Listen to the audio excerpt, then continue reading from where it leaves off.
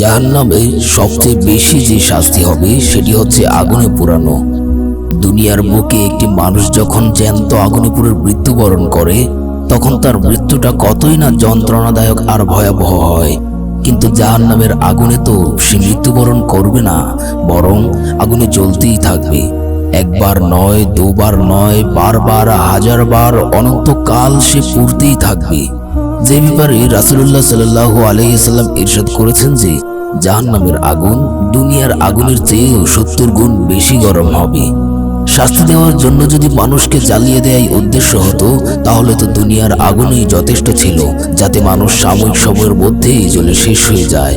কিন্তু জাহান্নামের আগুন তো মূলত কাফের, মুশরিক ও মুনাফিকদেরকে বিশেষভাবে শাস্তি দেওয়ার জন্যই উত্তপ্ত করা হয়েছে।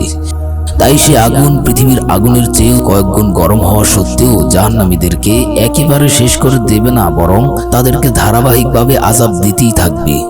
আল্লাহ তাআলা বলেন, লা ইয়ামুতু ফিহা ওয়ালা ইয়াহইয়া, অর্থাৎ জাহান্নামে সে মরবেও না, বাঁচবেও না।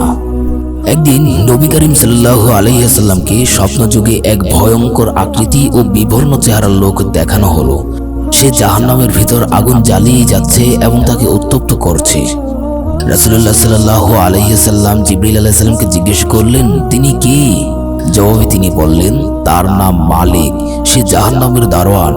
জাহান্নামের আগুনকে আজও উত্তপ্ত করা হচ্ছে এবং কিয়ামত পর্যন্ত তাকে উত্তপ্ত করা হতেই থাকবে। আল্লাহ তাআলা ইরশাদ করেন, কুল্লামা খাবাত জিদনাহুম সাঈরা, অর্থাৎ যখনই তা স্থিমিত হবে আমি তখনই তাদের জন্য আগুন বৃদ্ধি করে দেব। কঠিন আযাবের সেই নিকৃষ্ট স্থানে মানুষের জীবনযাপন কেমন হবে যারা নিজের হাতে সামান্য একটি আগুনের কয়লাও রাখার ক্ষমতা রাখে না। মানুষের ধৈর্যের সীমা তো এতটুকুই যে গরমের দিনে দুপুর 12টার গরমের তাপ ও বাতাস সহ্য করাই অনেকের অসম্ভব হয়ে যায়। দুর্বল ও অসুস্থ ও বৃদ্ধ লোক এর ফলে মৃত্যুবরণও করে। অথচ রাসূলুল্লাহ সাল্লাল্লাহু আলাইহি ওয়াসাল্লামের বাণী অনুযায়ী পৃথিবীর এই কঠিন গরম জাহান্নামের শ্বাস ত্যাগ বা তাপের কারণ মাত্র। যে মানুষ জাহান্নামের তাপই সহ্য করতে পারে না তারা সেই আগুন কি করে সহ্য করবে? কিয়ামতের দিন জাহান্নামের আগুন দেখে সমস্ত নবীগণ এত ভীত সন্ত্রস্ত হবে যে তারা বলবে, রব্বি সালাম, রব্বি সালাম, অর্থাৎ হে প্রভু আমাকে বাঁচাও, হে প্রভু আমাকে বাঁচাও, এই বলে আল্লাহর নিকট নিজেদের জীবনের নিরাপত্তা কামনা করবে। হযরত ওমর রাদিয়াল্লাহু তাআলা আনহু কোরআন তেলাওয়াত করার সময় জাহান্নামের আযাবের কথা আসলে বেহুশ হয়ে যেতেন। বিখ্যাত সাহাবীগণ দুনিয়াতে থাকাকালীন জান্নাতের সুসংবাদ পাওয়া সত্ত্বেও জাহান্নামের কথা স্মরণ করে এত কাঁদতেন যে তারা কিংকর্তব্য বিমূঢ় হয়ে যেতেন। রবি রাদিয়াল্লাহু তাআলা আনহু সারা রাত বিছানায় এপাশ ওপাশ হতে থাকলে তার মেয়ে জিজ্ঞেস করলো, আব্বা জান, সমস্ত মানুষ আরামে ঘুমিয়ে গেছে, আপনি কেন জেগে আছেন? উত্তরে সে বললেন, হে আমার মেয়ে, জাহান্নামের আগুন তোমার পিতাকে ঘুমোতে দিচ্ছে না। আল্লাহ তাআলা ইরশাদ করেন, ইন্না আযাবা রাব্বিকা কানা মাহযুরা, অর্থাৎ তোমার প্রতিপালকের শাস্তি ভয়াবহ। দুনিয়ার জেলখানায় মূল বিষয় যদিও বন্দী থাকা, তবুও কোনো কোনো বন্দীদেরকে তাদের অপরাধ অনুযায়ী জেলখানায় অতিরিক্ত শাস্তি দেয়া হয়। এমনি ভাবে জাহান্নামের মূল শাস্তি হলো আগুন, কিন্তু এরপরও কাফের ও মুশরিকদেরকে তাদের অপরাধ অনুযায়ী আরো অনেক প্রকার শাস্তি দেয়া হবে। সেই শাস্তির আরেকটি নমুনা হচ্ছে দুর্গন্ধময় বিষাক্ত খাবার এবং উত্তপ্ত গরম পানির পরিবেশন। পানাহারের বিষয়ে মানুষ কত উন্নত মনোভাব রাখে তা প্রত্যেকেই তার নিজের আলোকে চিন্তা করতে পারে। যে খাবার নষ্ট হয়ে গেছে বা তার রুচিসম্মত হয়নি তা তো সে স্পর্শ করাও ভালো মনে করে না। কোনো মানুষ তো খাবারের লবণ মরিচের পরিমাণ সামান্য কম বেশিকেও সহ্য করে না। ভালো খাবার দাবার মানুষের স্বাস্থ্যের জন্য ভালো ভূমিকা রাখে, তাই উন্নত বিশ্বে ভালো খাবারের প্রতি খুবই গুরুত্ব দেয়া হয়। পৃথিবীর এই মানুষরাই যখন পরকালে নিজের কৃতকর্মের পরীক্ষার জন্য সম্মুখীন হবে তখন সর্বপ্রথম তাদের যে চাহিদা দেখা দিবে তা হলো পানির মারাত্মক পিপাসা।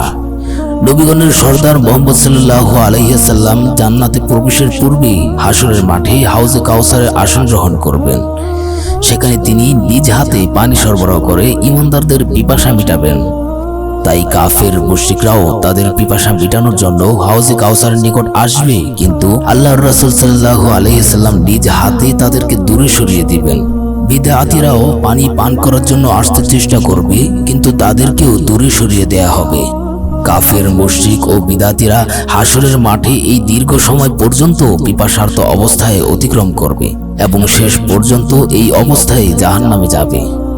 জাহান্নামে যাওয়ার পর যখন তারা খাবার চাইবে, তখন তাদেরকে জাক্কুম ফল ও কাঁটা বিশিষ্ট ঘাস দেওয়া হবে। বলে রাখা ভালো, জাক্কুম বৃক্ষ ও কাঁটা বিশিষ্ট ঘাস জাহান্নামেই উৎপন্ন হবে। এর মানে এই যে এই উভয় খাবার এতটা গরম তো অবশ্যই হবে যতটা গরম হবে জাহান্নামের আগুন। বরং বলা যেতে পারে যে এই খাবার আগুনের কয়লার মতো হবে।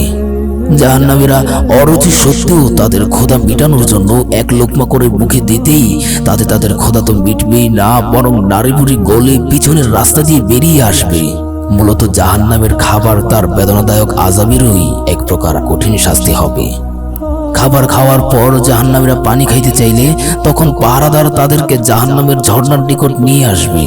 সেখানে তাদেরকে ওই ঝর্ণার গরম পানি খেতে দেওয়া হবে। জাহান্নামীরা তা পান করতে গেলে প্রথম ঢুকেই তাদের মুখের সমস্ত কুস্ত গলে গলে নিচে পড়ে যাবে, আর পানির যে অংশ পেটে যাবে তার মাধ্যমে তাদের সমস্ত নাড়িভুড়ি পিঠ দিয়ে গড়িয়ে পায়ে এসে পড়বে। মূলত তা পান করাও বেদনাদায়ক শাস্তিরই আরেক প্রকার শাস্তি হবে।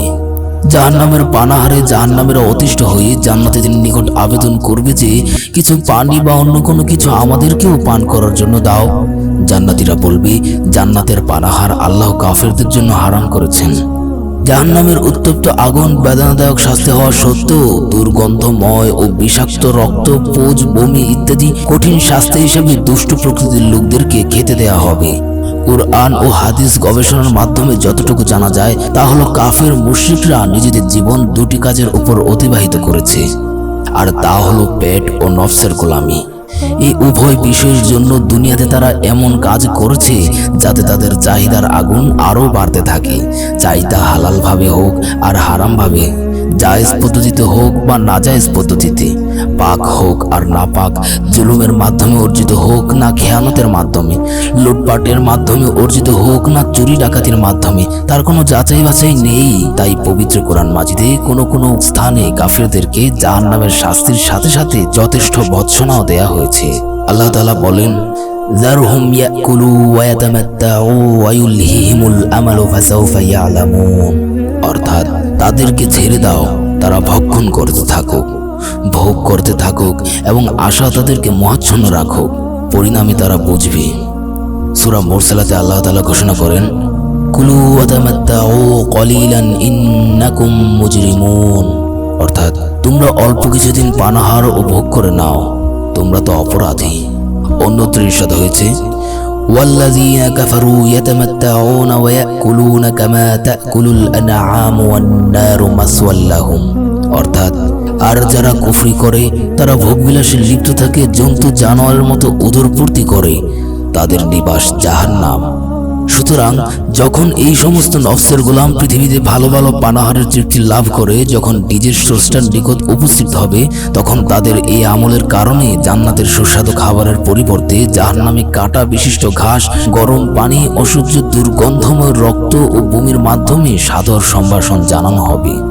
জেনে রাখা ভালো যে কাফেরদের জন্য তো চিরস্থায়ী জাহান্নাম রয়েছেই, তার সাথে অন্যান্য শাস্তিও থাকবে। এমনই ভাবে যে সমস্ত মুসলমানরা হালাল হারামের মাঝে পার্থক্য করে না, তারাও জাহান্নামের ওই সমস্ত পানাহারের শাস্তি ভোগ করবে, যা কিতাব ও সুন্নাত দ্বারা প্রমাণিত। এতিমদের সম্পদ ভোগকারীদের ব্যাপারেও তো কোরআনে স্পষ্ট বর্ণনা এসেছে যে, ইন্নাল্লাযীনা ইয়াকুলুনা আমওয়ালাল ইয়াতামা যুলমান ইন্নামা ইয়াকুলুনা ফী বুতুনিহিম নারান ওয়া সায়াসলাউনা সাঈরা, অর্থাৎ যারা অন্যায়ভাবে এতিমদের ধন সম্পদ গ্রাস করে, নিশ্চয়ই তারা আগুন ব্যতীত কিছুই ভক্ষণ করে না এবং শীঘ্রই তারা অগ্নিশিখায় উপনীত হবে। সুতরাং হে এতিম ও বিধবাদের সম্পদ গ্রাসকারীরা, অন্যের সম্পদ অন্যায়ভাবে হস্তক্ষেপকারীরা, রাষ্ট্রীয় সম্পদ লুণ্ঠনকারীরা, জুয়া, সুদ, ঘুষের উপার্জনে নির্মিত অট্টালিকায় বসবাসকারীরা, হে মদ ও যুবক যুবতী নিয়ে মত্ত ব্যক্তিবর্গ, একবার নয় হাজারবার চিন্তা করে সিদ্ধান্ত গ্রহণ করো যে জাহান্নামের সৃষ্ট ঝাক্কুম বৃক্ষ কাটা বিশিষ্ট ঘাস ভক্ষণ করবে। আগুনে পোড়ানো মানুষের দেহ থেকে নির্গত ঘাম ও বমি মিশ্রিত খাবার খাবে কি?